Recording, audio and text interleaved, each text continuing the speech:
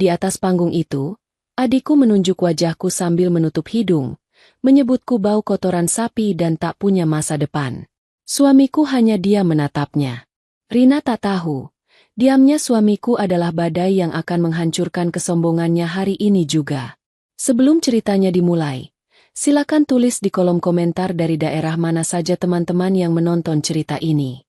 Jangan lupa like dan subscribe agar channel ini bisa semakin berkembang dan bisa mempersembahkan cerita yang lebih menarik lagi. Nama Sari. Bagi kebanyakan orang di desa ini, aku hanyalah seorang wanita biasa yang menghabiskan sepertiga hidupnya dengan punggung membungkuk di bawah terik matahari. Tanganku tidak halus seperti wanita kota yang sering muncul di televisi. Kulit telapak tanganku tebal, kasar, dan memiliki garis-garis hitam permanen sisa tanah yang sulit hilang meski digosok sabun berkali-kali.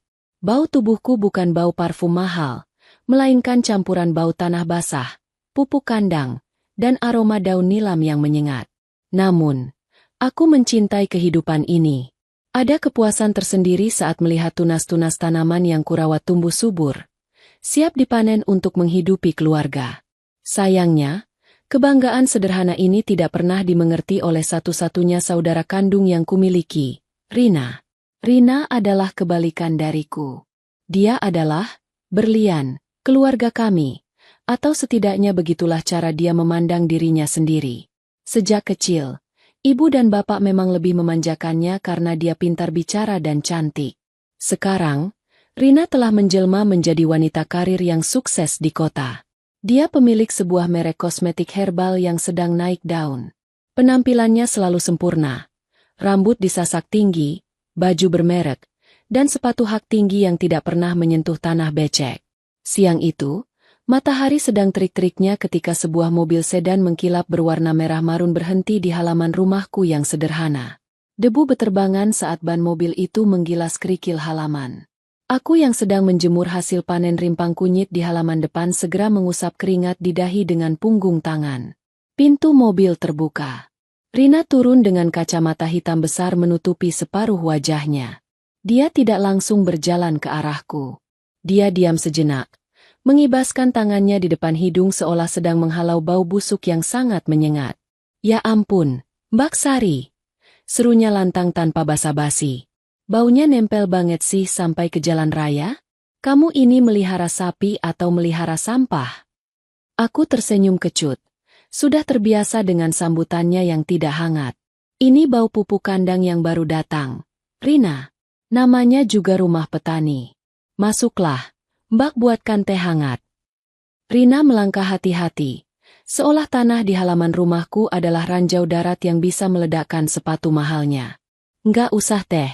Aku nggak lama. Aku cuma mau ambil stok bahan baku. Kamu sudah siapkan ekstrak lidah buaya sama mawar yang aku minta minggu lalu, kan?" Aku mengangguk pelan. "Ada di gudang belakang.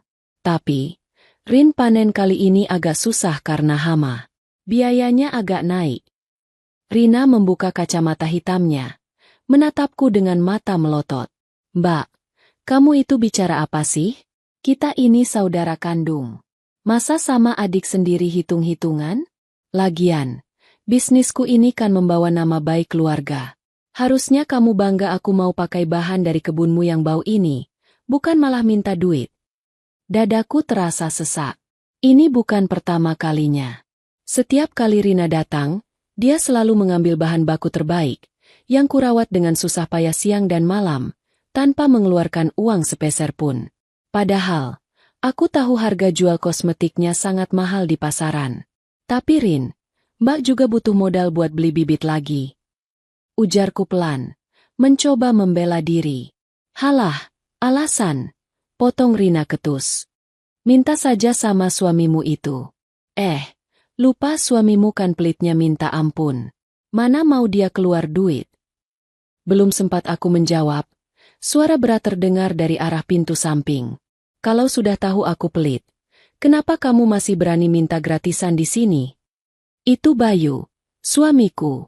Dia berdiri di ambang pintu dengan kaos oblong putih yang sudah agak melar dan celana pendek selutut. Wajahnya datar, tanpa ekspresi. Bayu memang bukan laki-laki yang banyak bicara. Dia kaku, hemat bicara, Dan, harus kuakui, sangat perhitungan soal uang. Rina mendengus sinis melihat Bayu. Ada Mas Bayu. Kirain lagi ngitungin recehan di kamar. Mas, aku ini adiknya istrimu loh. Masa minta lidah buaya sekarung saja dipermasalahkan? Bisnisku ini omsetnya ratusan juta.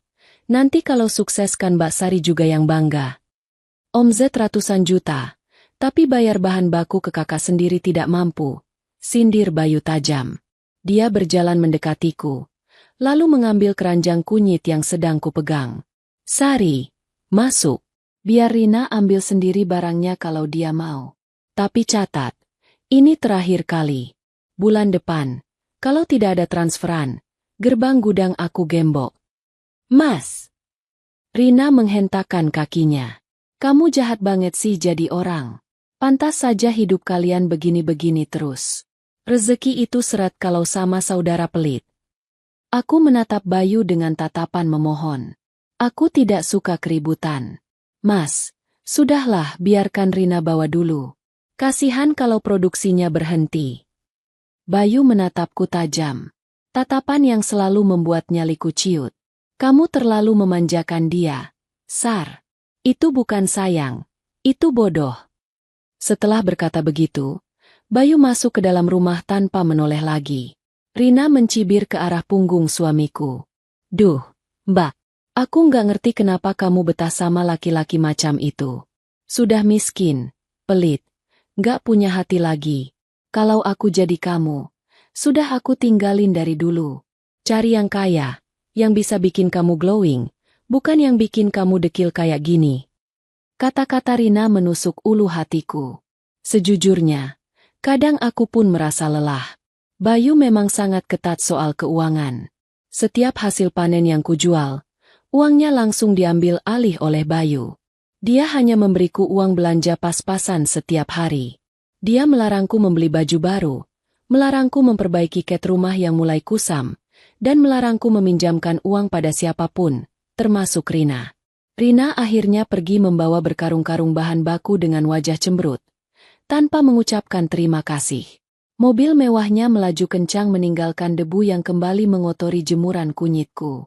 Malam harinya, di meja makan yang sederhana, suasana hening mencekam. Kami hanya makan nasi dengan sayur lodeh dan ikan asin. Bayu makan dengan lahap, tapi aku hanya mengaduk-aduk nasi. Mas! Panggilku pelan. Bayu tidak mendongak. Kenapa sih Mas keras banget sama Rina? Dia kan adikku satu-satunya. Ibu sudah nggak ada. Bapak juga sudah meninggal. Siapa lagi yang dia punya kalau bukan aku?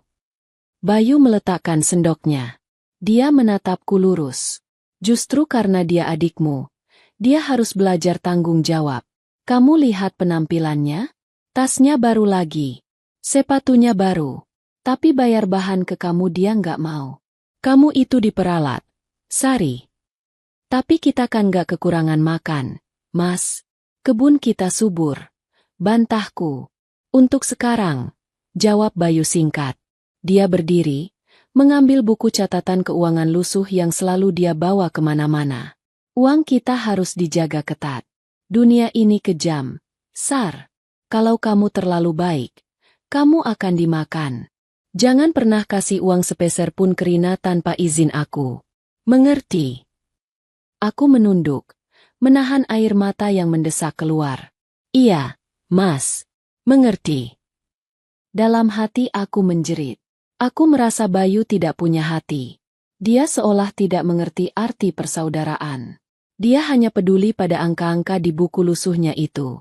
Aku merasa seperti burung dalam sangkar, bekerja keras setiap hari, tapi tidak punya kuasa atas hasil keringatku sendiri. Aku mengira Bayu hanya lelaki kikir yang takut miskin. Sungguh, saat itu aku tidak tahu apa-apa. 1 minggu setelah kejadian Rina mengambil bahan baku gratis itu, sebuah panggilan telepon masuk ke ponsel jadul milikku. Layar ponselku retak sedikit di ujung kanan, tapi masih bisa dipakai. Nama, Rina, tertera di sana.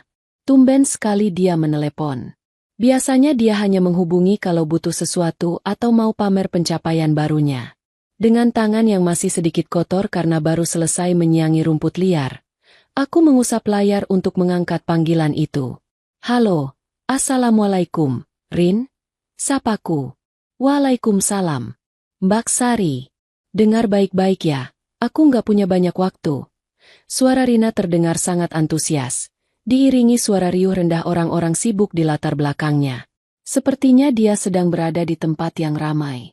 Ada apa, Rin? Kamu sehat? Tanyaku khawatir. Sehat dong, malah lagi bahagia banget. Gini Mbak, lusa itu hari besar buat aku. Brand kosmetikku akan meluncurkan produk baru, varian premium. Acaranya bakal diadakan besar-besaran di Hotel Grand Royal di pusat kota.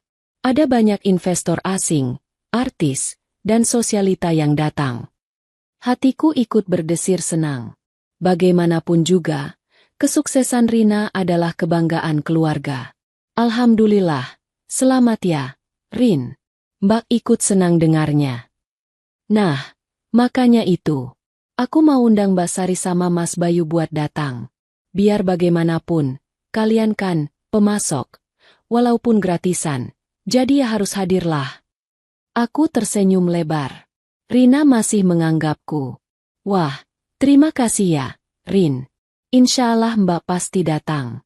Jam berapa acaranya? Jam 7 malam. Tapi, Mbak. Suara Rina tiba-tiba berubah.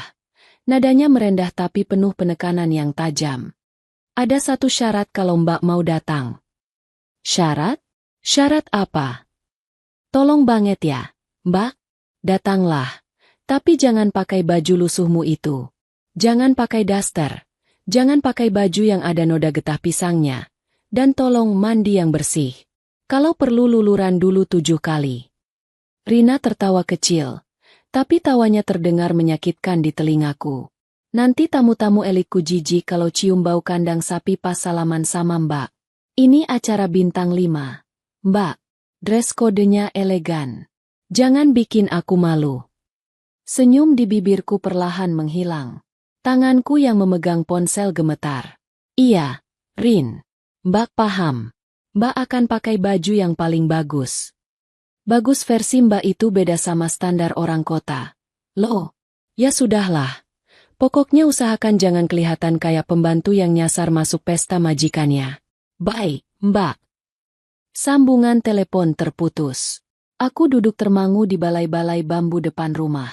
Kata-kata, bikin malu, dan jijik, terngiang-ngiang di kepalaku. Aku melihat penampilanku sendiri. Bajuku kaos partai yang sudah pudar sablonnya. Celana kolor longgar yang nyaman. Memang jauh dari kata elegan. Aku bergegas masuk ke kamar. Membuka lemari kayu tua yang engselnya sudah berbunyi berdecit. Aku membolak-balik tumpukan bajuku. Isinya hanya daster, kaos harian, dan beberapa batik lama peninggalan ibu yang warnanya sudah kusam. Ada satu kebaya. Tapi itu kebaya pernikahanku 10 tahun lalu yang sudah pasti tidak muat dan modelnya ketinggalan zaman. Aku butuh baju baru. Hanya satu potong saja. Baju yang pantas agar Rina bisa bangga memperkenalkanku sebagai kakaknya. Agar aku tidak terlihat seperti pembantu di pesta adikku sendiri. Sore harinya, saat Bayu pulang dari mengantar hasil panen jagung ke pengepul, aku memberanikan diri. Bayu sedang duduk di ruang tengah, menghitung lembaran uang ribuan dan puluhan ribu hasil penjualan hari ini. Dia menumpuknya rapi sekali, diikat dengan karet gelang. Aku membawakan segelas kopi hitam untuknya. Jantungku berdebar kencang. Meminta uang pada Bayu lebih menakutkan daripada menghadapi hama wereng. Mas. Aku duduk di sebelahnya.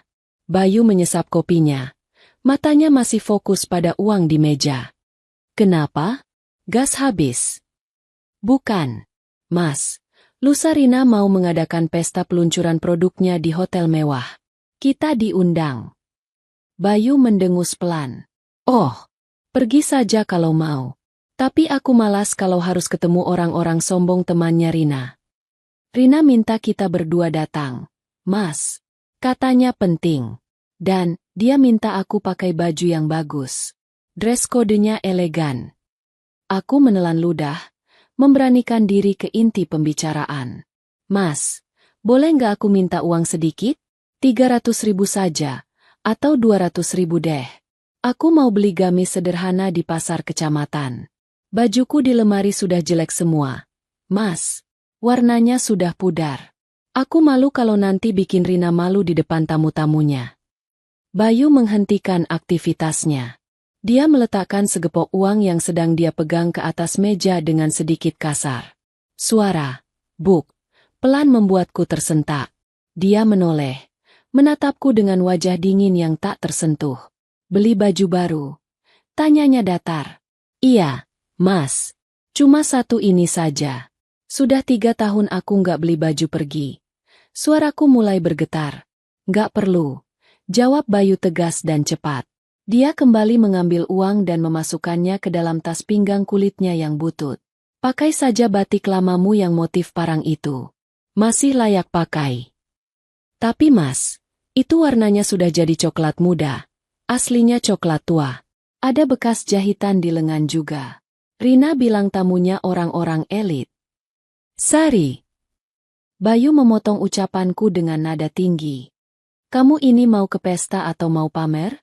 Kita ini petani. Jati diri kita ya sederhana. Buat apa buang-buang uang 200.000 cuma buat gengsi satu malam? Uang itu bisa buat beli pupuk urea 2 karung. Uang kita harus dijaga ketat. Bukan dihambur-hamburkan buat nurutin gengsi adikmu yang gila hormat itu. Aku bukan mau pamer, Mas.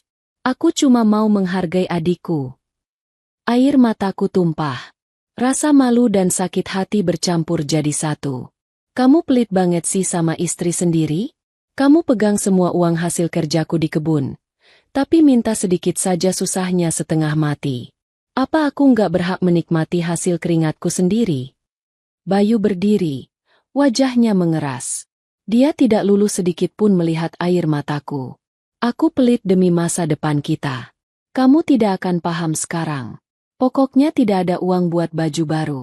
Kalau kamu maksa mau beli, silakan cari uang sendiri di luar sana. Jangan pakai uang yang sudah aku simpan. Bayu melangkah pergi ke kamar, membanting pintu hingga menutup keras.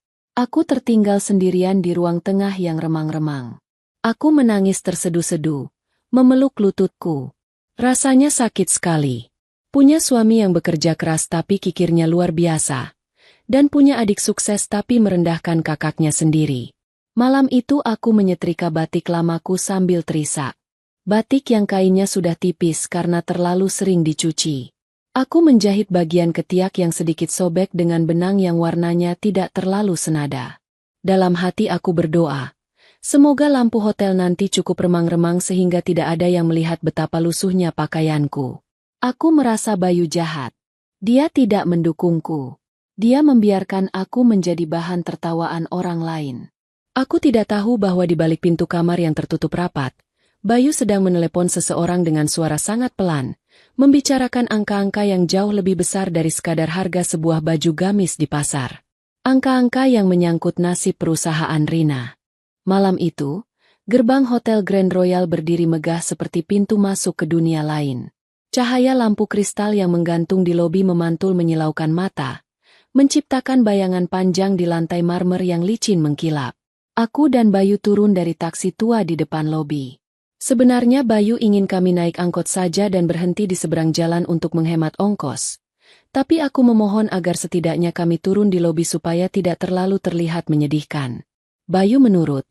Meski sepanjang jalan dia terus menggerutu soal argometer taksi yang menurutnya berjalan terlalu cepat. Sudah, jangan nunduk terus. Tegakkan kepalamu. Bisik Bayu di telingaku saat kami berjalan melewati pintu kaca otomatis yang terbuka sendiri. Aku mencoba menuruti perintahnya, tapi rasanya sulit. Di sekeliling kami, tamu-tamu undangan mulai berdatangan. Mobil-mobil mewah berderet menurunkan penumpang. Wanita-wanita dengan gaun malam berbahan sutra, satin, dan brokat mahal melenggang anggun. Wangi parfum mereka semerbak, bercampur dengan aroma AC hotel yang dingin dan steril. Aku mengeratkan peganganku pada lengan Bayu. Malam ini, aku mengenakan batik coklat tua peninggalan ibu. Motif parangnya klasik dan cantik, tapi warnanya yang sudah memudar tak bisa berbohong soal usianya. Di bawah cahaya lampu hotel yang terang benderang, serat-serat kain yang mulai menipis di bagian lengan terlihat jelas. Sandal selopku, meski sudah kusemir, tetap terlihat seperti sandal pasar jika disandingkan dengan sepatu hak tinggi bertahtakan berlian milik tamu lain. Sementara itu, Bayu mengenakan kemeja lengan panjang berwarna putih polos dan celana bahan hitam. Itu kemeja yang biasa dia pakai untuk kondangan tetangga di desa. Sederhana, bersih, tapi jelas bukan pakaian untuk pesta gala di Hotel Bintang 5. Kami terlihat seperti sepasang pelayan yang salah masuk pintu, atau mungkin kerabat jauh dari kampung yang datang untuk meminta sumbangan. "Selamat malam, Bu, Pak, undangan?" tanya seorang penerima tamu wanita dengan senyum yang tertahan. Matanya menyapu penampilanku dari ujung kaki ke ujung kepala dengan kilatan menilai yang membuatku ingin menyusut menjadi butiran debu. "Undangan VIP. Dari Rina Kusuma," jawab Bayu datar sambil menyebutkan nama adikku. Wanita itu tampak terkejut sejenak, lalu mengecek daftar di tabletnya. "Oh, keluarga Ibu Sio. Silakan masuk. Lewat pintu sebelah kanan." Nadanya berubah sedikit lebih sopan, tapi tatapan matanya masih menyiratkan keheranan. Kami melangkah masuk ke dalam ballroom. Ruangan itu sangat luas, didekorasi dengan ribuan bunga segar yang, ironisnya, sebagian besar berasal dari kebunku. Ada mawar, melati, dan sedap malam yang kurawat dengan tangan kasarku sendiri.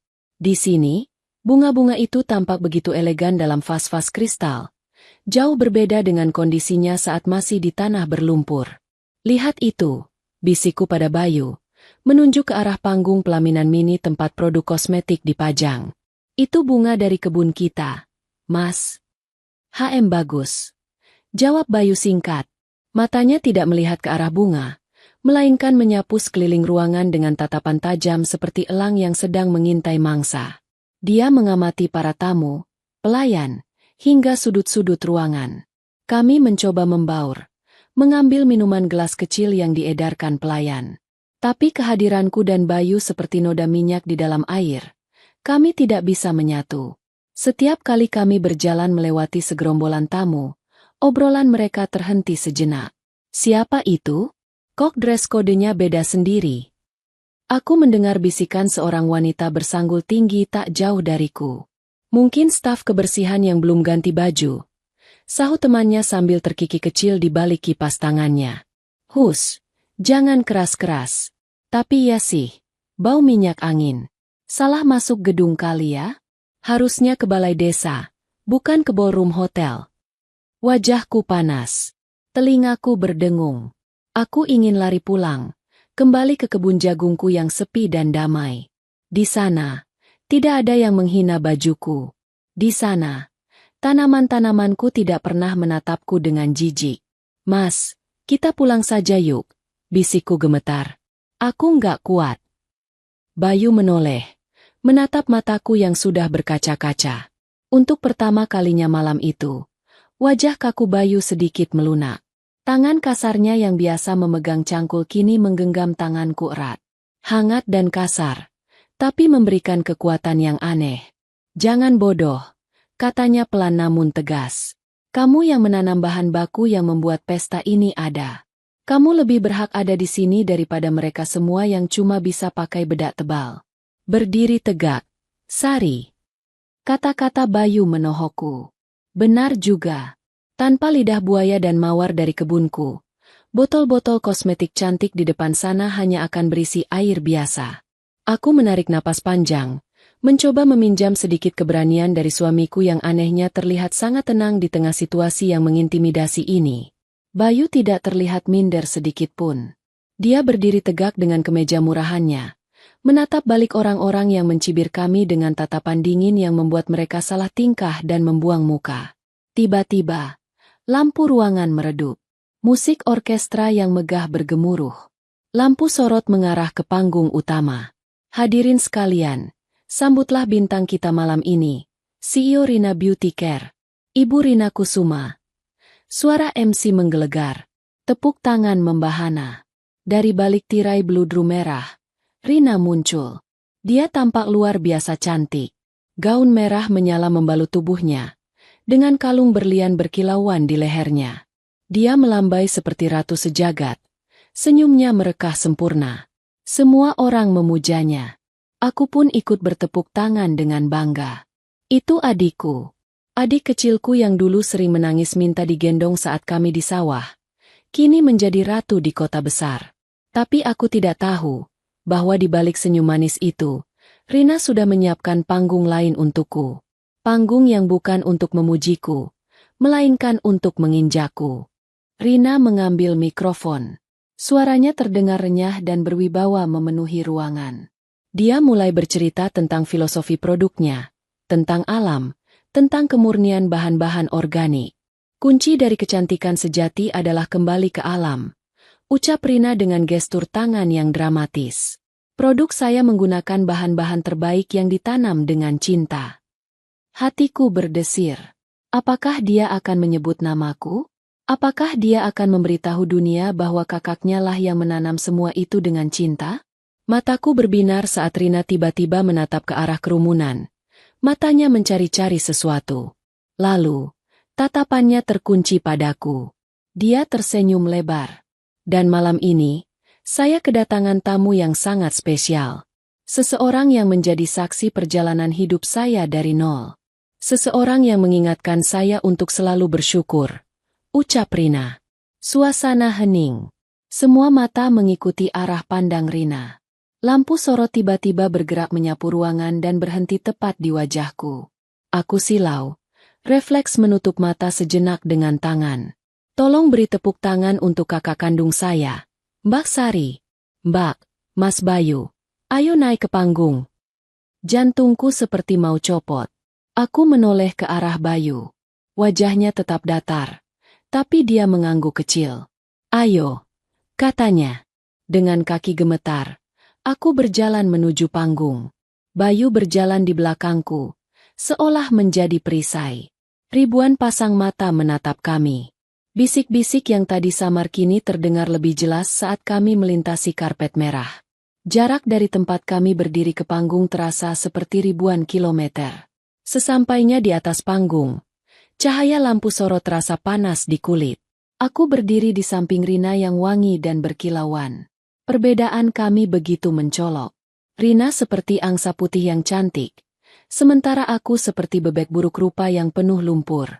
Tapi aku mencoba tersenyum, merasa bangga karena adikku mau memperkenalkan aku di momen pentingnya. Rina merangkul bahuku. Cengkeraman tangannya terasa kencang, sedikit menyakitkan. Hadirin. Rina kembali berbicara ke mikrofon. Kenalkan, ini Mbak Sari, kakak saya. Aku tersenyum canggung ke arah audiens, siap menerima pujian sebagai pemasok bahan baku. Namun, kalimat Rina selanjutnya menghancurkan senyum itu dalam sekejap. Rina terkekeh pelan, tawa yang terdengar mengejek. Maaf ya kalau penampilannya agak kumel dan, ya begitulah. Maklum, mbak saya ini cuma petani di kampung. Dunianya beda jauh sama kita di sini. Senyumku membeku. Darahku terasa surut dari wajah. Kerjaan sehari-harinya macul, nyabutin rumput, sama ngurus kotoran sapi buat pupuk. Lanjut Rina dengan nada santai, seolah dia sedang menceritakan lelucon lucu. Tangannya kasar. Badannya juga nggak pernah kenal perawatan mahal. Kasihan sebenarnya. Dia tidak punya masa depan cerah seperti saya. Tidak punya visi bisnis. Bisanya cuma di sawah. Tamu-tamu di bawah sana mulai tertawa. Tawa mereka terdengar seperti pecahan kaca yang menusuk telingaku. Mbak Sari ini contoh nyata. Hadirin. Suara Rina meninggi. Dia menjadikan aku sebagai objek pameran kegagalannya. Contoh bahwa kalau kita tidak mau belajar dan tidak mau maju, kita akan berakhir seperti ini. Lusuh, tua sebelum waktunya, dan hidup pas-pasan. Tapi ya, namanya juga saudara kandung. Sebagai adik yang sukses, saya harus tetap mengasihani dia, kan? Saya sering kasih dia pekerjaan kecil-kecilan supaya dapurnya tetap ngebul. Aku terpaku. Lidahku keluh. Mataku terasa panas dan perih. Air mata yang kutahan sekuat tenaga akhirnya menetes jatuh membasahi pipi. Dia tidak mengakui aku sebagai mitra bisnis. Dia tidak mengakui aku sebagai pemilik kebun yang menyuplai nyawa bagi perusahaannya. Di mata Rina, dan sekarang di mata ratusan orang kaya ini, aku hanyalah kakak miskin yang tidak berguna, objek belas kasihan yang dia hidupi. Aku menatap Rina, mencoba mencari setitik rasa bersalah di matanya. Tapi tidak ada. Rina justru terlihat puas. Dia menggunakan kerendahanku untuk meninggikan posisinya sendiri. Dia menginjak kepalaku agar dia terlihat lebih tinggi. Dan itu suaminya, Mas Bayu. Rina menunjuk Bayu dengan dagunya, tanpa repot-repot menoleh. Sama saja. Kerja serabutan. Pelitnya minta ampun. Mereka pasangan serasi dalam kemiskinan. Jadi, untuk kalian semua, jadikan mereka pelajaran. Jangan malas kalau tidak mau berakhir menyedihkan seperti kakak saya ini. Gelak tawa semakin keras. Ada yang bertepuk tangan, menganggap pidato Rina sangat inspiratif. Bagus, Bu Rina. Memang beda kelas. Teriak seorang tamu. Aku merasa telanjang. Aku merasa hina. Rasanya aku ingin lantai panggung ini terbelah dan menelanku hidup-hidup. Aku meremas ujung baju batikku yang kusam. Hatiku hancur berkeping-keping. Adik yang kubesarkan, yang kubantu modal sekolahnya dengan menjual kambing, yang selalu kubela di depan bapak, kini mempermalukan aku di depan dunia demi tepuk tangan semu. Di tengah riuh rendah tawa penghinaan itu, aku merasakan sebuah tangan mencengkeram lenganku. Bukan tangan Rina, tapi tangan Bayu. Cengkeramannya kuat, tapi tidak menyakiti. Itu cengkeraman seseorang yang sedang menahan amarah yang luar biasa besar. Aku menoleh sedikit ke arah Bayu. Rahangnya mengeras. Urat-urat di lehernya menonjol keluar. Tatapan matanya bukan lagi datar, melainkan berkobar dengan api kemarahan yang belum pernah kulihat seumur hidupku bersamanya. Bayu tidak mengatakan apa-apa padaku. Tapi dia melangkah maju, memutus jarak antara dirinya dan Rina. Langkahnya berat dan mengancam. Penghinaan ini sudah sampai di puncaknya. Dan aku tidak tahu apa yang akan dilakukan suamiku yang selama ini kuanggap pengecut dan pelit itu. Waktu seakan berhenti berdetak. Di atas panggung yang megah itu, di bawah sorotan lampu yang menyilaukan dan ribuan pasang mata yang menatap dengan jijik, aku merasa duniaku runtuh. Tawa Rina masih menggema, bercampur dengan tawa para tamu undangan yang terdengar seperti ribuan jarum menusuk gendang telingaku. Aku berdiri kaku, air mata mengalir deras tanpa bisa kubendung, membasahi pipi dan merusak sedikit bedak tipis yang kupakai. Aku ingin lari, tapi kakiku terasa seperti dipaku ke lantai panggung yang licin itu. Tepat saat itulah, Bayu bergerak. Gerakannya tiba-tiba dan cepat, membuatku tersentak. Dia tidak menampar Rina, juga tidak merebut mikrofon untuk memaki. Sebaliknya, Bayu melangkah lebar ke arahku dengan wajah yang gelap dan rahang yang mengeras. Dia terlihat menakutkan. Sorot matanya tajam, seolah siap menerkam siapa saja yang menghalangi jalannya. Tanpa sepatah kata pun, tangan Bayu yang besar dan kasar mencengkeram pergelangan tanganku. Cengkeramannya sangat kuat, bahkan terasa sedikit sakit. Dia menarikku dengan sentakan keras, memaksaku bergeser dari posisi berdiriku di samping Rina. Ayo turun, geram Bayu dengan suara rendah yang bergetar. Aku terhuyung mengikuti tarikannya. Bayu tidak menungguku menyeimbangkan badan. Dia menyeret, benar-benar menyeretku, menuju tangga turun panggung. Langkahnya lebar dan terburu-buru, seolah dia tidak tahan berada satu detik lagi di tempat itu. Tamu-tamu undangan terkejut. Suara tawa yang tadi membahana kini berubah menjadi seruan kaget dan bisik-bisik yang lebih riuh. Kasar banget itu suaminya. Seru seorang ibu-ibu di barisan depan sambil menutup mulutnya dengan kipas tangan. Ya ampun, main tarik saja kayak narik sapi. Memang orang kampung gak tahu sopan santun. Timpal yang lain. Lihat tuh, pasti dia marah besar karena istrinya bikin malu di depan orang kaya. Kasihannya, sudah dihina adik sendiri, disiksa suami pula. Aku menunduk dalam-dalam, menyembunyikan wajahku. Hatiku semakin hancur mendengar komentar-komentar itu. Aku mengira Bayu marah padaku. Aku mengira dia kecewa karena aku bersikeras datang ke sini dengan baju lusuh dan akhirnya malah menjadi bahan tertawaan. Maafkan aku, Mas, jeritku dalam hati. Aku salah. Harusnya aku nurut sama kamu buat nggak usah datang.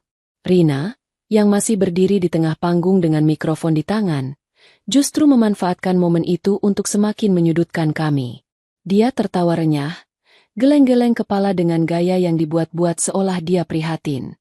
Tuh kan, hadirin sekalian bisa lihat sendiri, ucap Rina lantang. Suaranya memenuhi seluruh ballroom. Suaminya saja malu punya istri dekil seperti itu. Sampai ditarik paksa begitu. Memang watak orang rendahan itu kasar. Tidak bisa menghargai wanita. Beda sekali dengan pria-pria sukses di ruangan ini yang lembut dan berpendidikan. Tawa kembali pecah. Kali ini lebih mengejek. Rina tersenyum puas. Merasa menang di atas penderitaanku. Bayu tidak peduli. Dia tidak menoleh sedikit pun ke arah Rina atau para tamu. Dia terus menarikku menuruni anak tangga panggung dengan langkah hentak yang keras. Rasanya seperti perjalanan terpanjang dalam hidupku. Setiap langkah menuruni panggung terasa seperti palu godam yang menghantam harga diriku. Begitu kami sampai di lantai dasar, Bayu tidak berhenti. Dia terus menarikku membelah kerumunan orang, menuju ke sudut ruangan yang agak gelap, di balik pilar besar yang jauh dari sorotan lampu utama. Di sana sepi, hanya ada beberapa pelayan yang sedang menata piring kotor. Bayu akhirnya melepaskan cengkeramannya. Dia membalikkan badannya, berdiri membelakangiku. Napasnya terdengar memburu naik turun. Punggungnya yang lebar terlihat tegang di balik kemeja putih murahannya. Aku berdiri gemetar di belakangnya, memegangi pergelangan tanganku yang sedikit merah bekas cengkeramannya tadi. Air mataku masih menetes. Aku takut. Aku takut Bayu akan memarahiku. Aku takut dia akan bilang, "Sudah kubilang jangan datang." Atau lebih parah lagi, dia akan meninggalkanku di sini. "Mas!" Panggilku lirih. Suaraku parau karena tangis. "Maafkan aku, Mas. Aku cuma mau bikin Rina senang. Aku nggak tahu bakal begini." Bayu diam saja. Keheningan itu membunuhku. "Jangan marah, Mas. Nanti aku kumpulkan uang lagi buat ganti ongkos taksi kita." Lanjutku terbata-bata, mencoba meredakan amarah yang kuduga sedang meledak di kepalanya. Perlahan, Bayu berbalik. Dan saat aku melihat wajahnya, aku tertegun. Amarah yang tadi kulihat di panggung sudah hilang. Wajah keras itu kini luluh. Matanya yang tajam kini menatapku dengan sorot yang begitu dalam, penuh rasa sakit dan kasih sayang. Tidak ada kebencian di sana. Tidak ada rasa malu. Yang ada hanyalah kesedihan yang mendalam melihat istrinya terluka. Bayu melangkah mendekat, lalu dengan kedua tangannya yang kasar, tangan yang sama yang tadi menyeretku, dia menangkup wajahku. Jempolnya yang kapalan mengusap air mata di pipiku dengan gerakan yang sangat lembut. Kontras sekali dengan tindakannya di panggung tadi. "Kenapa kamu minta maaf, Sari?" Tanyanya lembut, suaranya serak. Karena aku bikin malu." Iseku. "Orang-orang mengetahui kita. Kamu pasti malu punya istri kayak aku yang cuma petani kotor. Kamu tadi narik aku kasar banget." Bayu menggeleng kuat.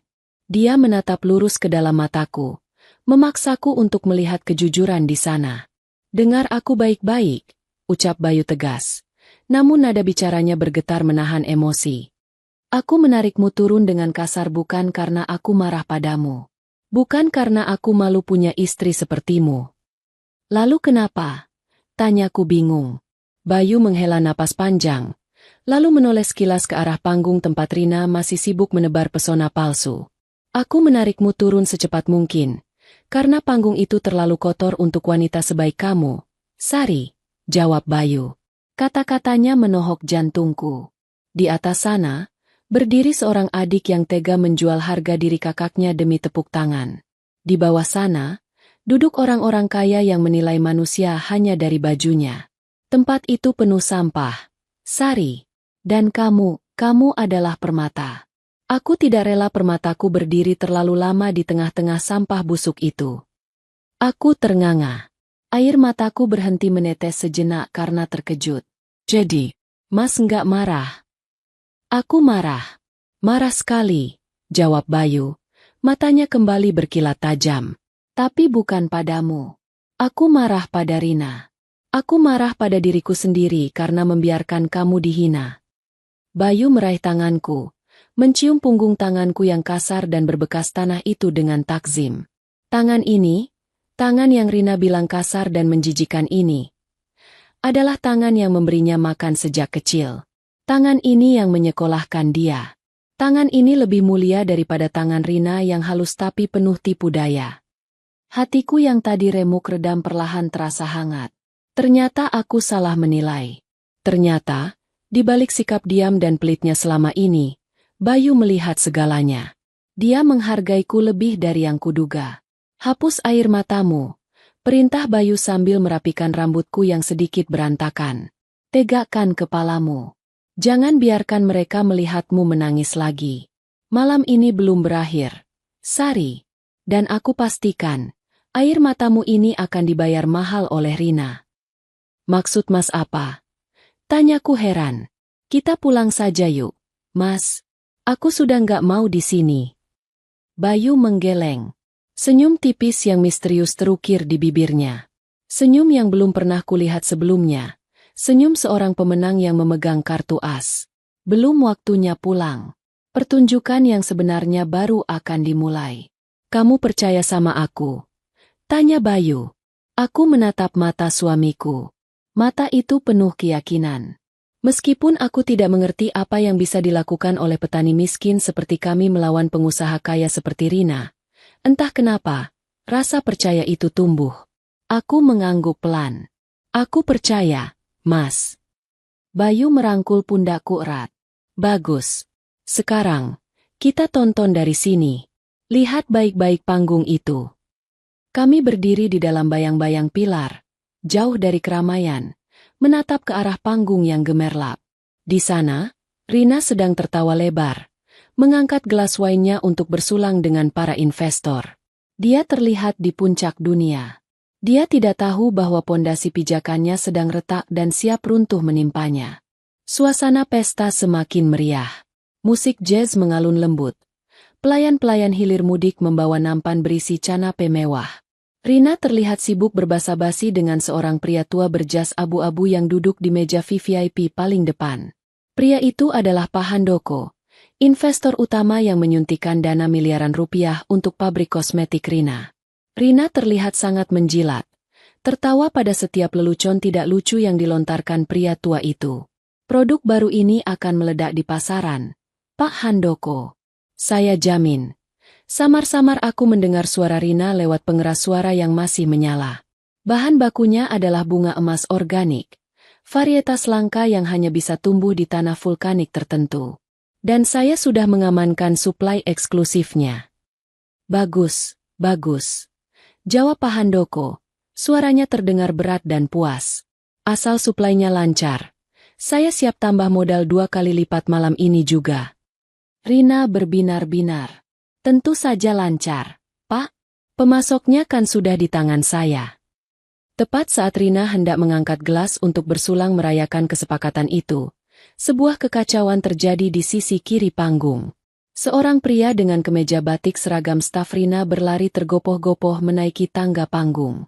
Wajahnya pucat pasi, keringat sebesar biji jagung bercucuran di dahinya. Itu Dodi, manajer produksi pabrik Rina. Dia berlari begitu panik sampai hampir tersandung kabel sound system. Pemandangan itu sangat kontras dengan suasana pesta yang elegan. Beberapa tamu menoleh kaget. Musik orkestra yang tadinya mengalun syahdu mendadak berhenti karena konduktornya bingung melihat ada orang berlari ke panggung. Rina menoleh. Wajahnya yang tadi penuh senyum berubah kesal. Dia memberi isyarat mata agar Dodi turun. Tapi Dodi tidak peduli. Pria itu langsung menerobos dan membisikkan sesuatu ke telinga Rina. Bu Rina. Gawat, Bu. Seru Dodi. Lupa bahwa mikrofon di tangan Rina masih menyala dan posisinya terlalu dekat dengan mulut mereka. Suara paniknya terdengar jelas ke seluruh penjuru ruangan ballroom yang sunyi. Dodi, apa-apaan kamu lari-lari begini? Nggak sopan, desis Rina, berusaha menjauhkan mikrofon, tapi terlambat. Semua orang sudah fokus melihat mereka. Bicara di belakang. Nggak bisa, Bu. Ini darurat tingkat 1. Dodi berteriak. Napasnya tersengal-sengal. Dia terlihat seperti orang yang baru melihat hantu. Gudang-gudang kita kosong, Bu. Maksudmu apa kosong? Kan stok baru harusnya datang sore tadi. Bentak Rina, mulai kehilangan ketenangannya. Itu masalahnya, Bu. Truk pengiriman batal datang. Barusan orang gudang telepon. Katanya suplai bunga emas dan lidah buaya premium di stop total. Diputus sepihak. Suasana di dalam ballroom mendadak hening, seolah udara disedot keluar. Bisik-bisik para tamu berhenti total. Semua mata tertuju ke panggung. Pak Handoko, sang investor utama, perlahan meletakkan gelas minumannya ke meja dengan suara klenting, kaca yang terdengar nyaring di keheningan itu. Wajah Rina memucat. Bedak tebalnya tidak mampu menutupi ketakutan yang mulai merayap di matanya. Jangan ngawur kamu. Siapa yang berani memutus kontrak? Kita sudah bayar uang muka. Kita belum bayar sepeser pun, Bu. Bantah Dodi. Suaranya bergetar putus asa. Ibu bilangkan bayarnya nanti kalau produk sudah laku. Kayak biasanya. Pihak pemasok baru saja mengirim surat elektronik resmi. Mereka membatalkan semua kerjasama mulai detik ini. Dan apa? Pekik Rina histeris. Citra anggunnya lenyap seketika. Dan mereka menuntut ganti rugi atas pengambilan bahan baku ilegal selama 3 tahun terakhir yang tidak pernah dibayar lunas. Totalnya miliaran. Bu, kalau bahan baku nggak masuk malam ini, mesin produksi besok berhenti total. Kita bisa bangkrut, Bu. Berita itu meledak seperti bom di tengah ruangan. Para tamu mulai ribut. Investor-investor yang tadi duduk manis kini berdiri dengan wajah tegang. Pak Handoko berdiri, mendorong kursinya ke belakang dengan kasar hingga terjungkal. Dia berjalan mendekati panggung, wajahnya merah pada menahan murka. Rina, bentak Pak Handoko. Suaranya menggelegar tanpa perlu mikrofon. Apa maksudnya ini? Kamu bilang suplai aman. Kamu bilang kamu punya kontrak eksklusif. Rina gemetar hebat. Dia mencoba tersenyum, tapi bibirnya berkedut tak terkendali. Pak Handoko, tenang dulu. Ini pasti cuma salah paham. Ada kesalahan teknis di sistem pengiriman. Saya akan hubungi pemasoknya sekarang juga. Salah paham apanya? Potong Pak Handoko kasar. Kalau produksi berhenti besok, saham yang baru saya beli jadi kertas sampah. Saya tuntut kamu penipuan kalau sampai uang saya hilang. Tidak, Pak. Saya janji. Rina panik luar biasa. Matanya liar mencari-cari ponselnya. Saya akan telepon pemasoknya. Pemasoknya itu. Tiba-tiba Rina terdiam. Matanya membelalak saat menyadari sesuatu. Pemasoknya adalah aku. Kakaknya sendiri.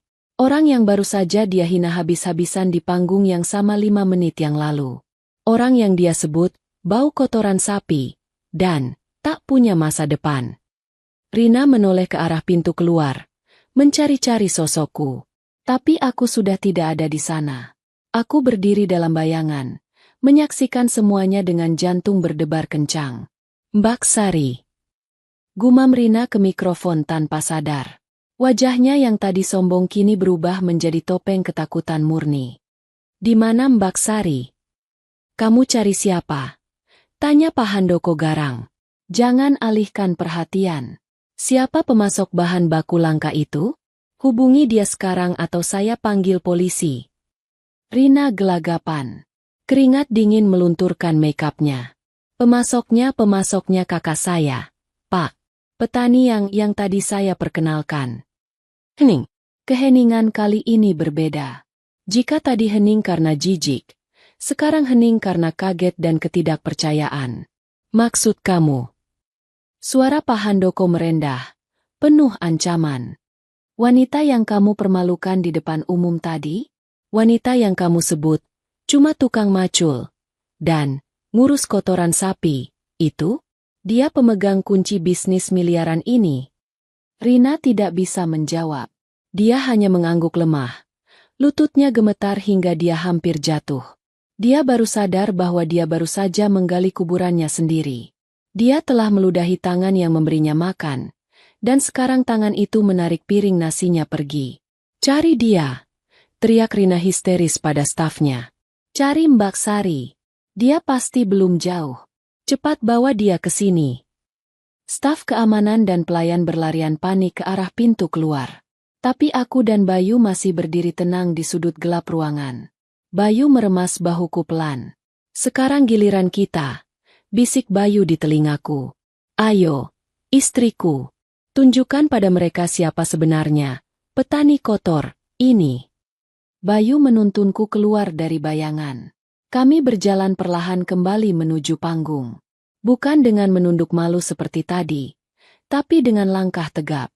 Bayu mengangkat tangannya, memberi isyarat. Tidak perlu dicari. Suara Bayu yang berat dan lantang membelah keributan. Semua kepala menoleh ke arah kami. Rina melihatku dan Bayu berjalan mendekat. Matanya terbelalak. Campuran antara rasa lega dan ketakutan yang amat sangat.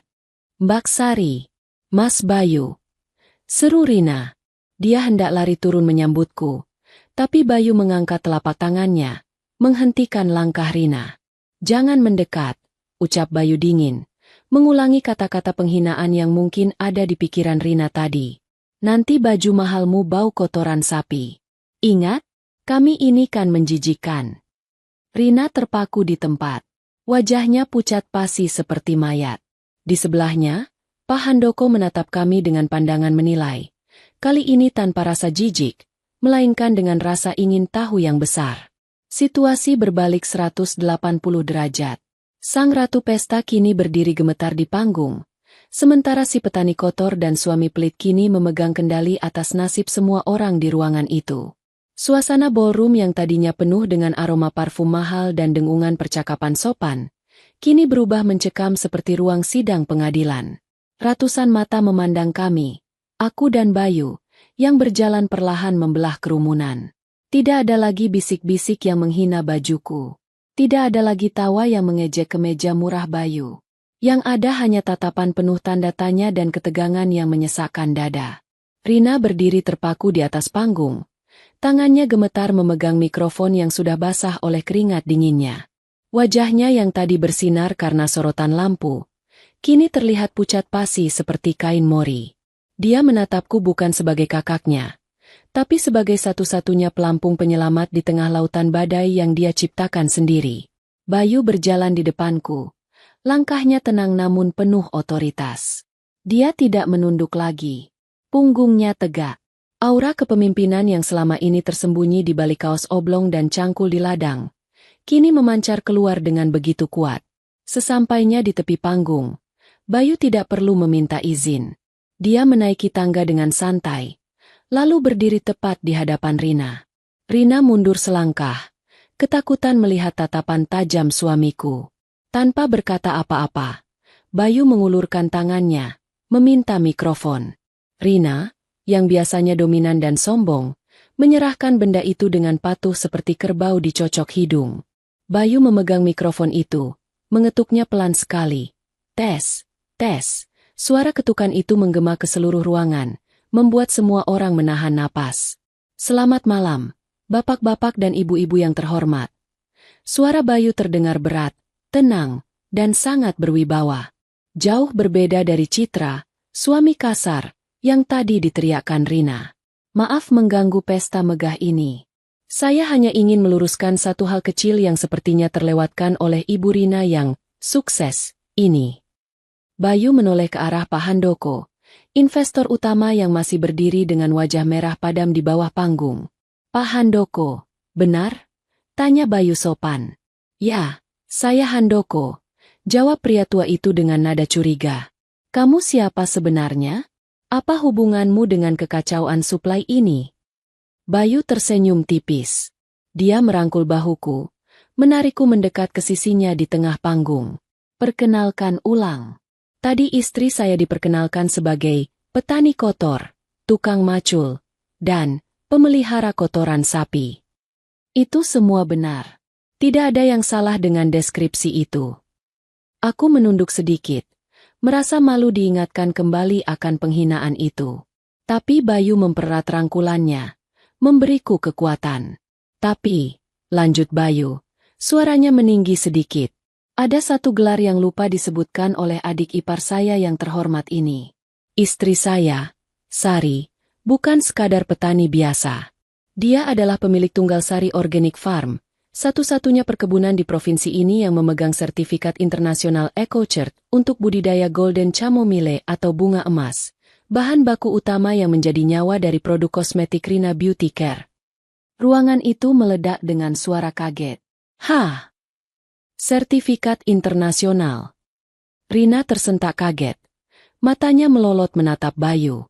Ka, kamu tahu dari mana soal sertifikat itu? Itu kan cuma kertas. Cuma kertas? Potong Bayu cepat. Menatap Rina dengan tatapan membunuh. Kertas itu yang membuat produkmu bisa dijual mahal.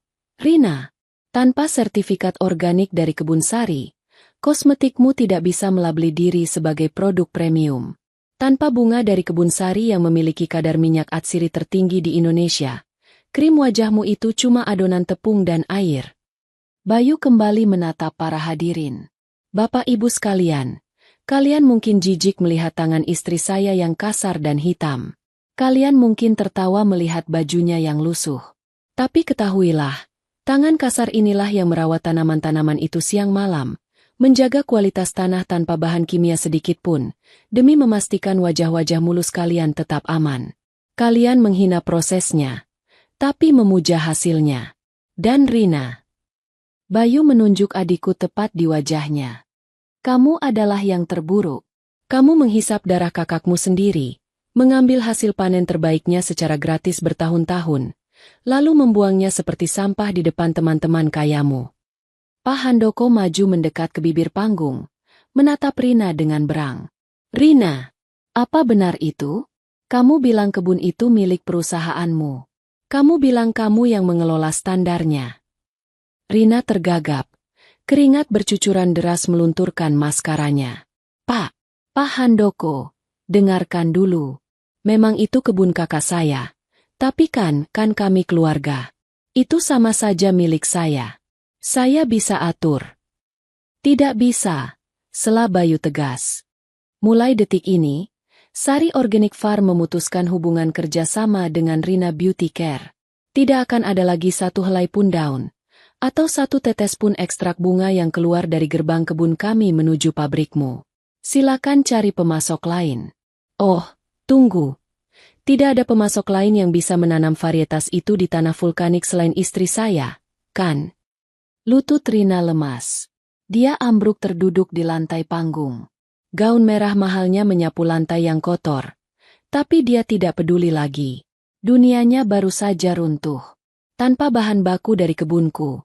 Pabriknya hanyalah gedung kosong yang memproduksi botol hampa. Aku menatap adikku yang kini terlihat begitu kecil dan menyedihkan.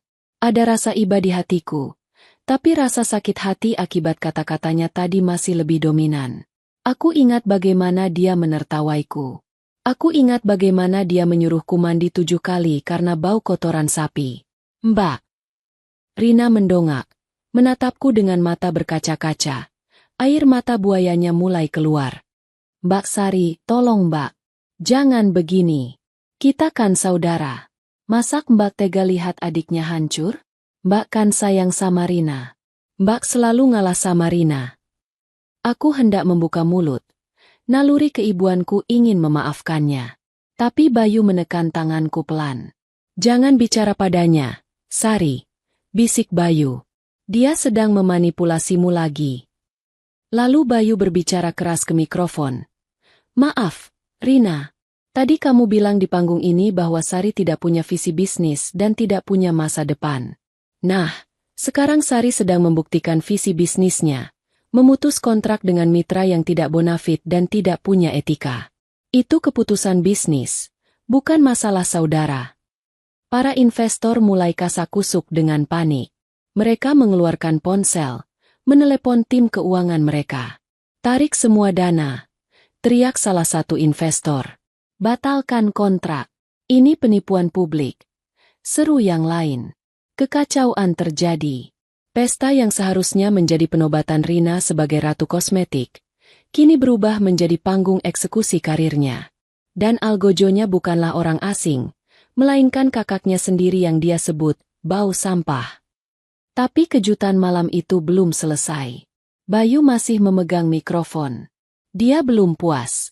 Dia masih menyimpan satu kartu as lagi di lengan kemejanya yang digulung. Di tengah kekacauan para investor yang mulai marah-marah dan menuntut pengembalian uang, Bayu mengangkat tangannya lagi, meminta ketenangan. Anehnya, orang-orang menurut. Aura Bayu malam ini begitu mendominasi sehingga bahkan orang-orang kaya itu tunduk padanya. Tunggu sebentar, seru Bayu. Urusan kita belum selesai. Rina yang masih terduduk di lantai, menatap Bayu dengan benci. Mau apa lagi kamu, Mas? Kamu sudah menghancurkan aku. Kamu senang. Puas kamu bikin istri kamu jadi janda miskin karena adiknya bangkrut. Bayu tertawa kecil. Tawa yang kering dan dingin. Miskin? Siapa yang miskin? Rina? Kamu? Atau kami? Jelas kalian, teriak Rina histeris. Berusaha bangkit berdiri meski sempoyongan. Kalian cuma punya kebun bau itu. Aku punya pabrik. Aku punya aset miliaran. Walaupun suplainya putus, aku masih punya gedung, mesin, dan tanah. Aku bisa jual itu semua dan hidup mewah. Beda sama kalian yang harus ngutang cuma buat beli baju. Aku menunduk. Teringat momen menyakitkan saat meminta uang 200.000 pada Bayu untuk beli baju. Kata-kata Rina ada benarnya. Bayu memang sangat pelit. Kami hidup pas-pasan meskipun kebunku menghasilkan banyak panen. Kemana perginya semua uang hasil penjualan panenku selama ini? Apakah Bayu menyimpannya untuk dirinya sendiri? Bayu menatapku sekilas, seolah bisa membaca pikiranku. Dia tersenyum lembut, lalu melepaskan tas kerja butut yang sedari tadi dia selempangkan di bahunya. Tas kulit sintetis yang sudah mengelupas di sana-sini. Tas yang sering diejek Rina sebagai tas tukang kredit. Bayu meletakkan tas itu di atas meja podium, tepat di samping gelas wine Rina yang belum tersentuh. Kamu selalu menghina tasku ini, Rina. Ucap Bayu sambil membuka resleting tas yang macet itu dengan bunyi krek yang nyaring. Kamu bilang isinya cuma utang dan bon belanjaan pasar. Bayu merogoh ke dalam tas, lalu mengeluarkan sebuah map tebal berwarna biru tua. Map itu terlihat sangat resmi. Dia membukanya dan mengeluarkan tumpukan dokumen dengan stempel notaris basah. Sari. Panggil Bayu padaku tanpa menggunakan mikrofon, tapi cukup keras untuk didengar orang-orang di dekat panggung. Kamu sering menangis karena aku tidak pernah mengizinkanmu meminjamkan uang ke Rina. Kamu sering marah karena aku melarangmu beli perabot baru. Kamu pikir aku pelit. Kamu pikir aku tidak sayang padamu. Mataku memanas. Iya, Mas, aku memang berpikir begitu. Aku jujur. Aku melakukan itu karena aku tahu siapa adikmu ini. Bayu menatap Rina tajam. 3 tahun lalu, aku menyewa auditor independen secara diam-diam untuk menyelidiki keuangan perusahaan Rina. Aku tahu gaya hidup glamornya itu dibiayai dari uang perusahaan. Aku tahu dia punya utang menumpuk di bank yang dijaminkan dengan sertifikat pabrik dan tanah warisan bapak yang, bodohnya, kalian setujui untuk dibalik nama ke atas nama Rina. Aku terkejut. Tanah warisan bapak. Ya, pabrik Rina berdiri di atas tanah warisan bapak yang seharusnya hak kalian berdua. Tapi Rina menjaminkannya ke bank untuk gaya hidup mewahnya. Dan 6 bulan lalu, Rina macet bayar. Ban hampir menyita semuanya. Tanah bapak hampir hilang, Sari. Rina pucat pasi. Ka, kamu tahu dari mana? Bayu mengangkat dokumen di tangannya tinggi-tinggi. Karena aku yang membelinya. 2 kalimat itu meledak lebih keras daripada petir di siang bolong. Apa? Rina ternganga. Pak Handoko melongo. Aku apa lagi? Selama 5 tahun ini, lanjut Bayu, suaranya lantang penuh kemenangan. Setiap rupiah keuntungan dari Sari Organic Farm, setiap sen hasil keringatmu yang aku tahan, tidak aku pakai untuk beli rokok atau foya-foya. Aku putar uang itu. Aku mainkan di saham. Aku investasikan di reksadana. Dan aku tabung dengan sangat ketat. Tujuannya cuma satu, menyelamatkan warisan bapak dari keserakahan adikmu. Bayu melemparkan dokumen itu ke hadapan Rina. Kertas-kertas itu berserakan di lantai. Baca itu, Rina. Itu surat pengalihan hak tagih, Cesye, dari bank. 2 bulan lalu, saat bank mau melelang pabrikmu karena kredit macet, aku datang. Aku menebus semua utangmu. Aku membeli semua surat hutang perusahaanmu. Bayu menatap Rina yang kini gemetar hebat seperti orang demam. Jadi, secara hukum, pabrik tempatmu berdiri, gedung megah kantormu, dan tanah warisan bapak sekarang sertifikatnya ada di tanganku. Atas nama istriku, Sari. Aku menutup mulutku dengan kedua tangan. Tak percaya. Air mataku tumpah lagi. Tapi kali ini bukan karena sedih.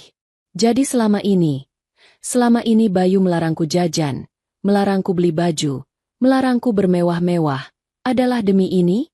Demi mengamankan aset keluarga yang hampir dijual Rina? Kamu bohong, jerit Rina histeris, menyambar kertas-kertas di lantai. Dia membaca lembar demi lembar dengan mata liar. Tangannya meremas kertas itu. Nggak mungkin. Kamu cuma petani miskin. Kamu pelit. Dari mana kamu punya uang miliaran buat tebus ini semua? Dari hasil kotoran sapi yang kamu hina, jawab Bayu dingin. Dan dari kecerdasan finansial yang tidak kamu miliki. Kamu sibuk beli tas branded supaya terlihat kaya. Aku sibuk membeli asetmu supaya kami benar-benar kaya. Bayu melangkah maju, membungkuk sedikit ke arah wajah Rina yang basah oleh air mata keputusasaan. Aku bukan orang jahat, Rina. Aku cuma manajer keuangan istriku yang sangat protektif. Aku melarang Sari memberimu uang tunai, karena aku tahu kamu korupsi. Uang itu akan habis sia-sia buat beli sepatu. Jadi, aku amankan uang istriku. Aku biarkan kamu merasa di atas angin, sampai kamu jatuh sendiri ke dalam lubang utangmu. Dan saat itu terjadi, aku ada di sana untuk menangkap asetnya, bukan menangkapmu. Bayu berdiri tegak, merapikan kemeja putihnya yang sederhana. Dia menoleh ke arah Pak Handoko dan para investor yang masih terpaku bisu. Jadi, bapak-bapak investor, ujar Bayu santai. Pemilik pabrik dan tanah operasional Rina Beauty Care yang sebenarnya sekarang adalah istri saya, Sari. Rina di sini hanyalah penyewa yang sudah menunggak sewa dan CEO yang gagal bayar utang.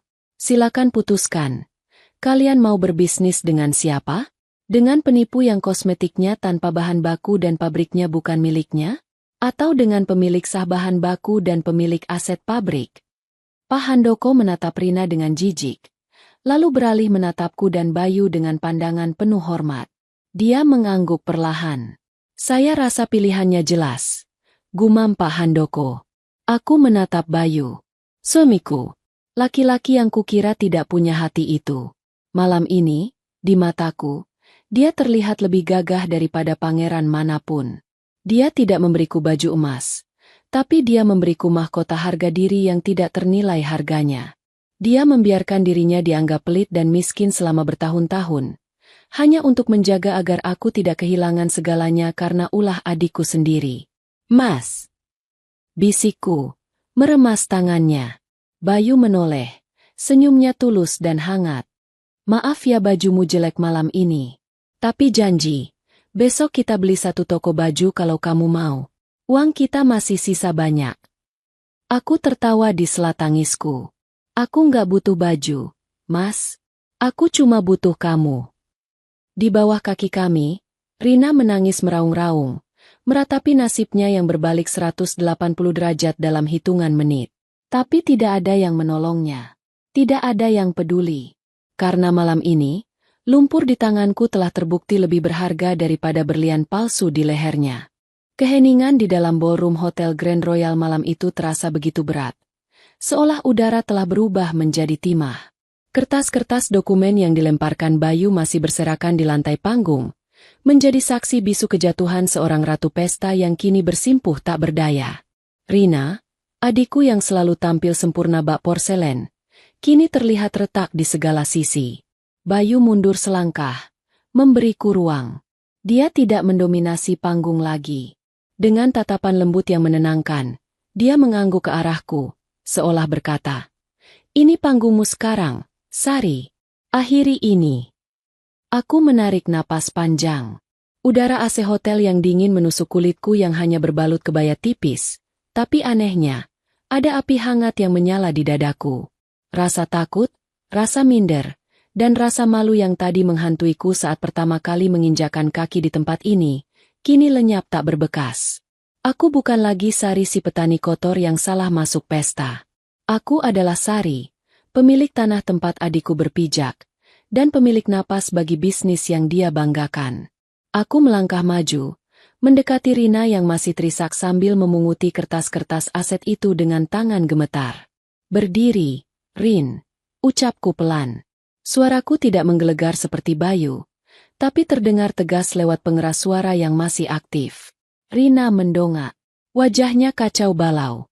Maskara hitam luntur membasahi pipinya yang tadi glowing, menciptakan jejak air mata hitam yang mengerikan. Dia menatapku dengan campuran rasa takut dan harapan kosong. Mbak Sari." Isaknya, suaranya parau. Dia mencoba meraih ujung kain batiku, kain yang tadi dia hina sebagai kain lepel. "Mbak, tolong aku. Bilang sama Mas Bayu. Jangan ambil pabrikku. Ini hidupku. Mbak, aku bisa mati kalau miskin." Aku memandang tangan adikku yang mencengkeram kain batikku.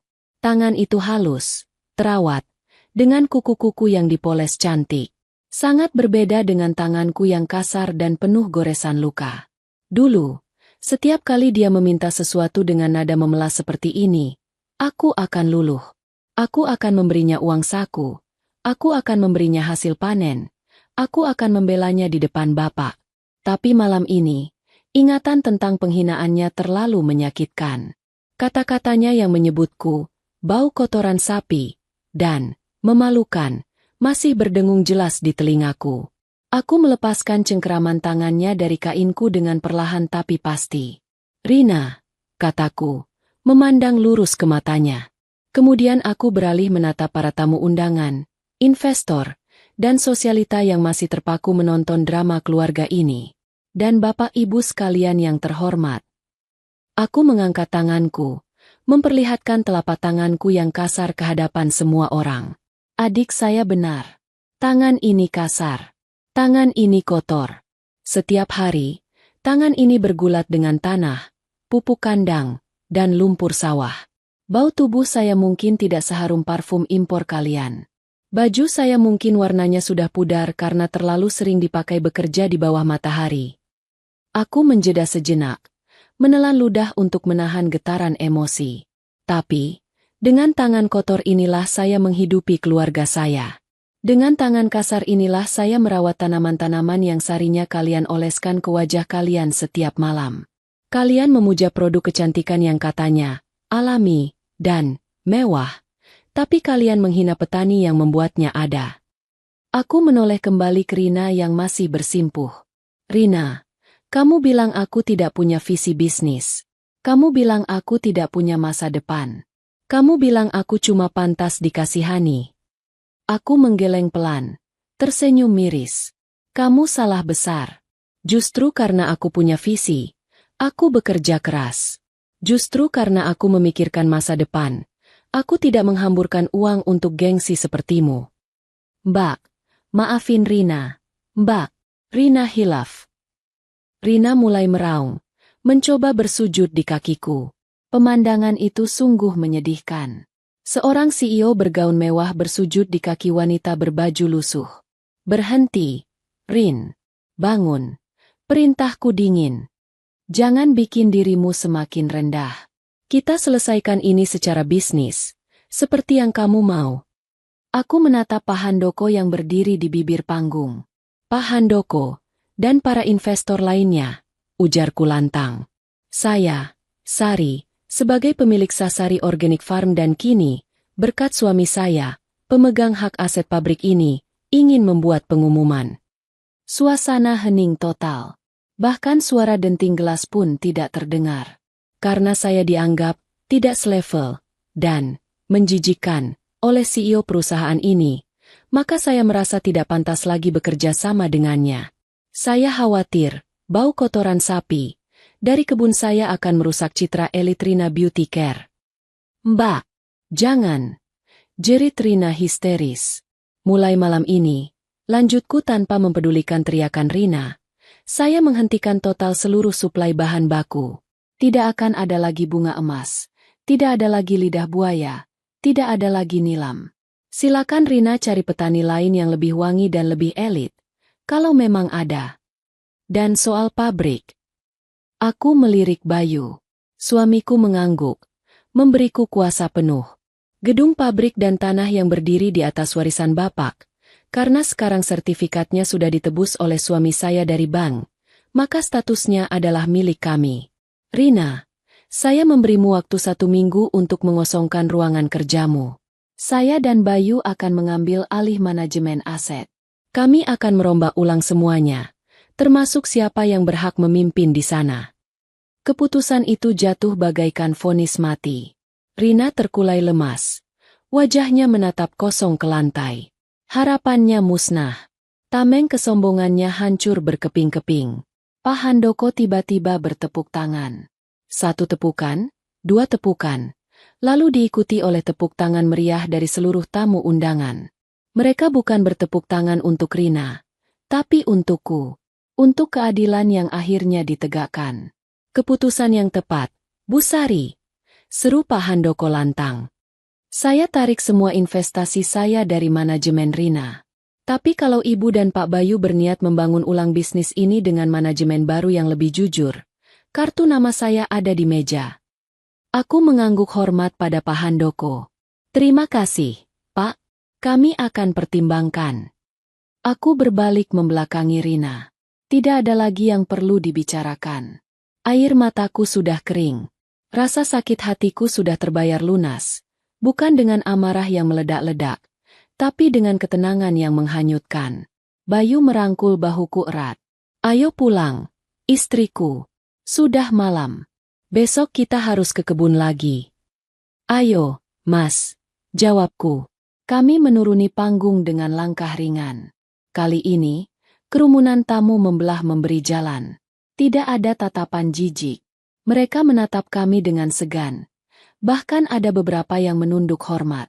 Wanita-wanita bersanggul tinggi yang tadi mengejekku, kini tersenyum canggung, takut kalau-kalau aku mendengar bisikan mereka sebelumnya.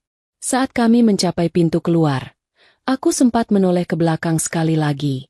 Di atas panggung yang megah itu, di bawah sorotan lampu yang menyilaukan, Rina duduk sendirian di tengah kemewahan yang palsu. Dia terlihat sangat kecil dan kesepian.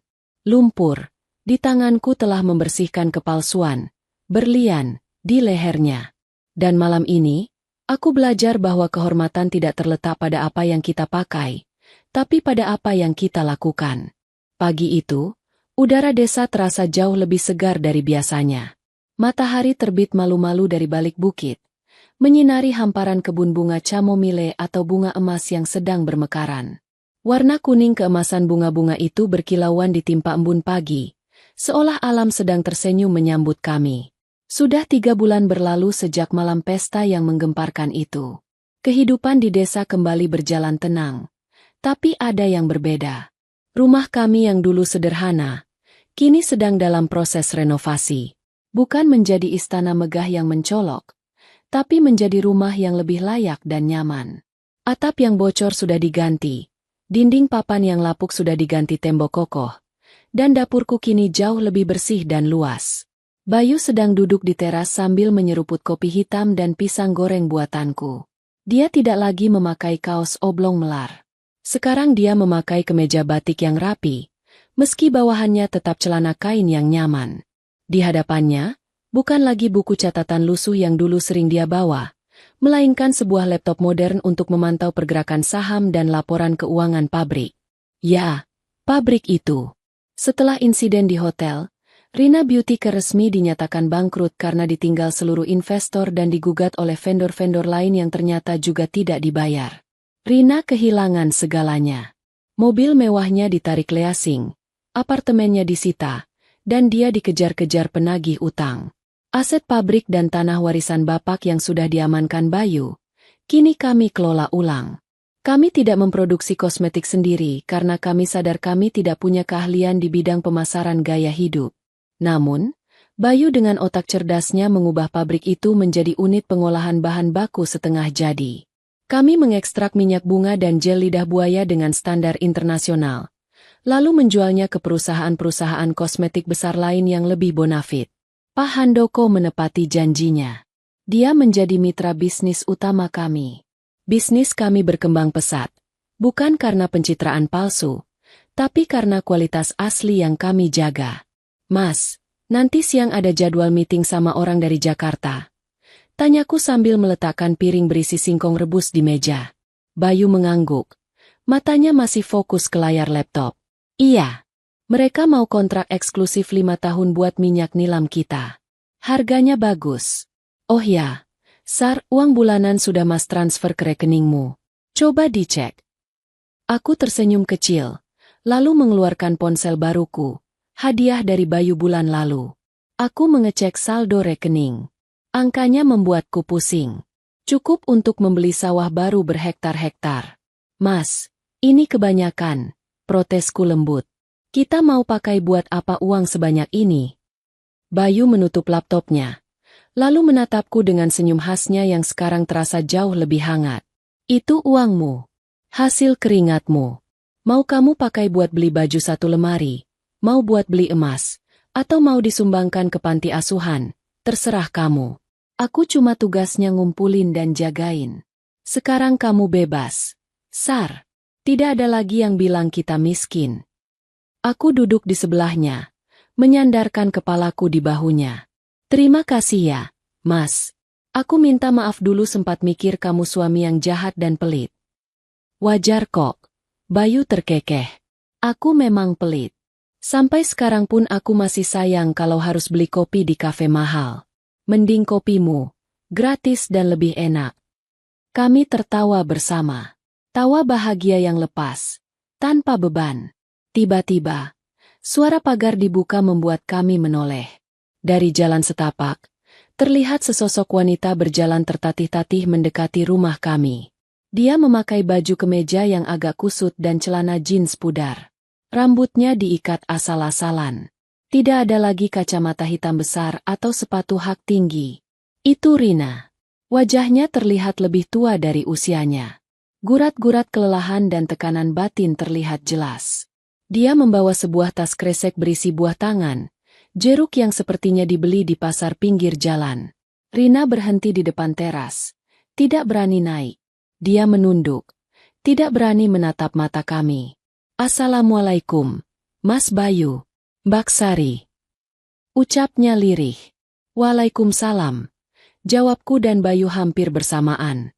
Hening sejenak. Rina meremas tas kresek di tangannya. Ini. Rina bawakan jeruk buat Mbak Sari. Manis kok, Mbak. Dia meletakkan kresek itu di lantai teras dengan hati-hati. Aku menatap adikku dengan perasaan campur aduk. Marah? Sudah tidak. Benci? Juga tidak. Yang tersisa hanya rasa kasihan. Kabar terakhir yang kudengar, Rina sekarang bekerja sebagai admin toko online milik temannya, tinggal di kos-kosan sempit, dan harus mencicil sisa utang pribadinya yang masih menumpuk. Mau apa kamu kesini? Tanya Bayu datar. Tidak ada nada membentak, tapi ketegasannya masih terasa. Rina. Rina cuma mau minta maaf, Mas. Rina mulai menangis pelan. Rina sadar Rina salah besar. Rina sombong. Rina jahat sama Mbak Sari. Rina kualat. Sekarang Rina nggak punya apa-apa. Teman-teman sosialita Rina semua menjauh pas Rina susah. Cuma Mbak Sari saudara Rina. Rina mendongak. Matanya basah. Mbak, boleh nggak Rina kerja di pabrik pengolahan lagi? Jadi staf biasa juga nggak apa-apa. Mbak? Atau jadi tukang sapu? Rina butuh kerjaan buat bayar kos. Aku menatap Bayu, meminta pendapat. Bayu hanya mengangkat bahu, menyerahkan keputusan padaku. Dia adikmu, tapi dia juga pelajaran hidupmu. Putuskan dengan bijak. Begitu kira-kira arti tatapan Bayu. Aku berdiri, berjalan menuruni anak tangga teras, lalu berdiri di hadapan Rina. Rina, panggilku. Iya, Mbak. Rina menatapku penuh harap. Mbak sudah memaafkan kamu. Sejak dulu, Mbak selalu memaafkan kamu karena kamu adik Mbak. Kataku lembut. Wajah Rina berbinar. Terima kasih, Mbak. Jadi Rina boleh kerja. Tapi, potongku tegas. Mbak tidak bisa mempekerjakan kamu di pabrik atau di kebun. Senyum Rina lenyap. Kenapa, Mbak? Mbak masih dendam. Bukan dendam, jelasku. Tapi kamu perlu belajar berdiri di atas kakimu sendiri. Kalau Mbak kasih kamu pekerjaan sekarang, kamu akan kembali bermanja-manja. Kamu akan merasa aman karena ada kakakmu yang menolong. Kamu tidak akan pernah berubah. Aku mengambil amplop dari saku dasterku. Amplop berisi uang sedekah yang rencananya mau kuberikan ke masjid. Tapi kurasa ini lebih tepat sasaran. Ini ada sedikit uang. Cukup buat bayar kos kamu 2 bulan dan modal jualan kecil-kecilan. Ambillah. Aku menyodorkan amplop itu. Rina menerimanya dengan tangan gemetar. Mbak. Pergilah, Rin. Mulailah hidup baru dari nol. Belajarlah menghargai uang receh sebelum kamu memegang uang miliaran lagi. Belajarlah menghormati orang lain, siapapun dia, mau petani atau pejabat. Kalau kamu sudah benar-benar mandiri dan berubah, pintu rumah ini selalu terbuka buat kamu. Tapi bukan sebagai benalu, melainkan sebagai tamu. Rina menangis terseduh-seduh. Dia mencium tanganku, tangan kasarku, kali ini dengan tulus. Tidak ada rasa jijik lagi di wajahnya. Dia sadar, tangan kasar inilah yang dulu selalu menolongnya. Dan tangan kasar ini pula yang kini memberinya pelajaran paling berharga. Terima kasih, Mbak. Terima kasih. Rina pamit. Rina berbalik, berjalan pergi meninggalkan halaman rumah kami. Punggungnya terlihat rapuh. Tapi aku tahu, ini adalah awal yang baik buat dia. Dia harus merasakan lumpur agar bisa menghargai tanah tempatnya berpijak. Aku kembali naik ke teras. Bayu tersenyum bangga padaku. Kamu tegas sekarang, puji Bayu. Belajar dari manajer keuanganku. Jawabku sambil mengedipkan sebelah mata. Kami duduk kembali menikmati pagi yang indah. Dari kejauhan, hamparan kebunku terlihat hijau dan subur. Aku menatap tanganku yang masih kasar dan kotor terkena tanah sisa kemarin sore. Dulu aku malu dengan tangan ini. Dulu aku menyembunyikannya. Tapi sekarang, aku tahu kebenarannya. Jangan pernah menilai seseorang dari luarnya. Jangan pernah meremehkan orang yang bekerja keras dengan tangannya sendiri. Apalagi jika itu saudaramu. Rina punya berlian di lehernya. Tapi hatinya penuh lumpur kesombongan. Aku punya lumpur di tanganku, tapi berkat suami yang tegas dan setia, lumpur itu kini berubah menjadi berlian kehidupan yang abadi.